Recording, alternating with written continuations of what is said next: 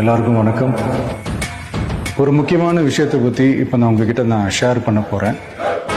இப்போ நான் பேசிகிட்டு இருக்கிற இந்த நேரத்தில் தமிழ்நாட்டில் இருக்கிற நம்ம யாருக்குமே ஓட்டு போடுற உரிமையே இல்லைன்னு சொன்னால் நம்பிக்கலாம்.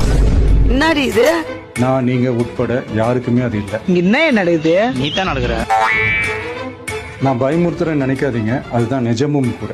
இதுக்கு மெயின் ரீசன் அந்த எஸ்ஐஆர், ஸ்பெஷல் இன்டென்சிவ் ரிவிஷன். 6,36,00,000 வாக்காளர்களுக்கு ஒருத்தர் விடாம இந்த ஒரே மாசத்துக்குள்ள எப்படி எல்லாருக்குமே அந்த ஃபார்ம் போய் ரீச் ஆகும். ஒண்ணு. ரெண்டாவது, நீங்க வரும்போது வீட்டை போட்டுட்டு வேலைக்கு போயிட்டு என்ன பண்றீங்க? இப்ப நீங்க வருவீங்கன்றதுக்காக வேலையெல்லாம் விட்டுட்டு வீட்டுக்குள்ளேயே உட்கார்ந்துட்டு இருக்கணுமா? ஸோ இதில் மெயினாக பாதிக்கப்பட போகிறது உழைக்கிற மக்கள், ஏழைகள், வேலைக்கு போகிற பெண்கள். மை டியர் வர்ச்சுவல் வாரியர்ஸ், இதை சாதாரணமாக எடுத்துக்காதீங்க. இது எல்லாருக்குமே அந்த ஃபார்ம் போய் ரீச் ஆகும். அண்ட் ரொம்ப முக்கியமாக நம்ம ஜென்சி கிட்ஸ், நம்ம ஃபஸ்ட் டைம் ஓட்டர்ஸ், நம்ம புது வாக்காளர்கள், நம்ம நண்பா நண்பிகள், அவங்க ரொம்ப கேர்ஃபுல்லாக இருக்கணும்.